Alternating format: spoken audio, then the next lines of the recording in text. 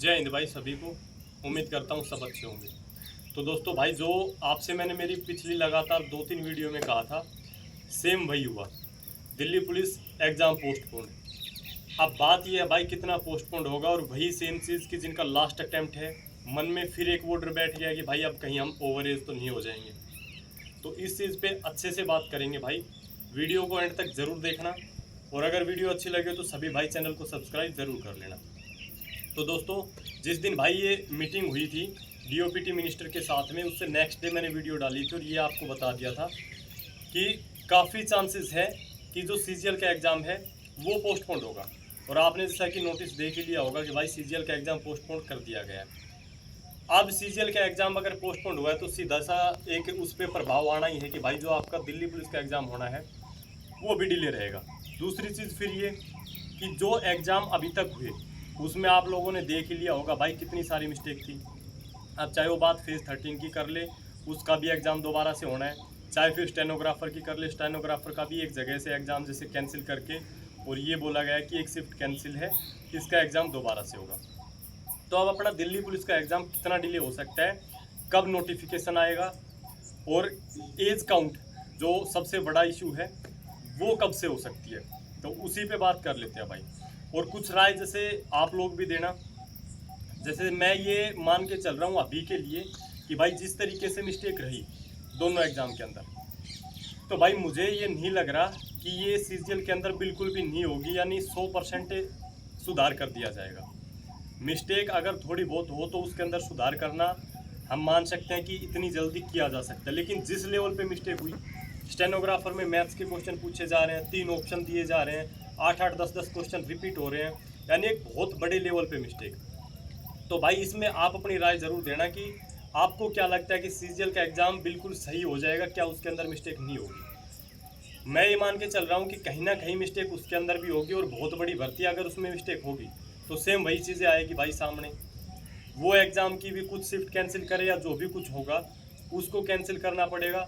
और एग्ज़ाम अगर इस तरीके से ही भाई कैंसिल होते रहेंगे तो आप ये मान लेना, मैं पहले से ही हालांकि कहता आ रहा हूँ कि भाई दिल्ली पुलिस का जो नवंबर दिसंबर में होना था एग्ज़ाम, वो तो होना नहीं है। हर वीडियो में मैंने यही कहा था कि 1-1.5 महीने आपका एग्ज़ाम पोस्टपोन्ड ज़रूर होगा। जिस तरीके के हालात थे सभी को दिखाई दे रहे थे। तो दिल्ली पुलिस का एग्ज़ाम जो नवंबर दिसंबर में होना था, वो ये मान लेना भाई अब आपका फरवरी तक जाएगा। और जो एज काउंट वाली बात है, क्योंकि सबसे बड़ी बात तो वही है कि एज काउंट कब से होगी, नोटिफिकेशन कब देखने को मिलेगा।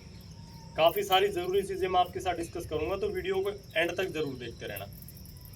तो भाई नोटिफिकेशन की अगर हम बात करें तो आप ये मान लेना कि नोटिफिकेशन जो आपका सितंबर में आना है, जो अभी तक यही लग रहा था कि इस सितंबर तक नोटिफिकेशन आपका आ जाएगा, हो सकता है वो नोटिफिकेशन आपको अक्टूबर तक देखने को मिले। लेकिन हाँ, ये अभी तक कंफर्म है, इतना वो नहीं है कि भाई दिसंबर के बाद में आपका नोटिफिकेशन चला जाएगा। 99% यही है कि सितंबर में या फिर जैसे अक्टूबर के अंदर। इतना नहीं होगा कि दिसंबर के बाद में आपका नोटिफिकेशन चला जाएगा। और अगर दिसंबर से पहले आपका नोटिफिकेशन आता है तो जो लास्ट अटैम्प्ट वाले कैंडिडेट हैं भाई, बहुत अच्छे से समझ सकता हूँ, क्योंकि बहुत बड़ी भर्ती रहती है दिल्ली पुलिस की और एक ड्रीम जॉब रहती है, खासकर जो दिल्ली एनसीआर से बिलोंग करते हैं उनके लिए। और जो तैयारी कर रहे हैं भाई दिन रात, देखो मेहनत करने वाला बच्चा यही सोचेगा कि आखिरी बार है, जी जान एक कर दी जाए। 10-10, 12-12 घंटे लाइब्रेरी में भी हैं, फिर भी मन को संतुष्टि नहीं मिल रही है। ये होता है कि यार अभी 1-2 घंटे और पढ़ ले घर जाके। मतलब इस टाइप का स्ट्रगल रहता है ये कि सारी चीज़ें हमने छोड़नी पड़ती है, चाहे वो फिर बाहर यार दोस्तों के साथ घूमना हो या बहुत सारी चीज़ें, खेलना कूदना, बहुत सारी चीज़ें हमें छोड़नी पड़ती है। उसके बावजूद अगर अचानक से ऐसा हो जाता है तो भाई बहुत अच्छे से समझ सकता हूँ। माइंड में यही रहता है कि यार ये मौका अगर हाथ से निकल गया तो जो एक सरकारी जॉब का जो एक सपना है कहीं वो अधूरा ना रह जाए। तो भाई अपनी तैयारी में लगे रहना। एज में आपको दिक्कत नहीं आएगी, 1 जुलाई से ही आपकी एज काउंट होगी। इस चीज़ के लिए परेशान मत रहना कि भाई एज काउंट हमारी कहीं 1 जनवरी से ना हो जाए। हाँ, परेशानी का कारण है तो ये है कि जो सुधार होना चाहिए, ये मान लेना कि एग्ज़ाम 2 महीने डिले होगा तो चलेगा, लेकिन जिस लेवल पे मिस्टेक हुई है इनमें सुधार होना बहुत ज़रूरी है। तो मेंटली अपने आप को इस चीज़ के लिए स्ट्रॉन्ग रखना कि 2 महीने एग्ज़ाम डिले हो जाए कोई दिक्कत नहीं है, वो चलेगा, लेकिन इसमें जैसे तैसे करके सुधार हो जाए। क्योंकि अगर एग्ज़ाम आपका चाहे टाइम से होता है और अगर इसी तरीके की मिस्टेक होती रही तो उस चीज़ का फिर कोई फ़ायदा नहीं है भाई।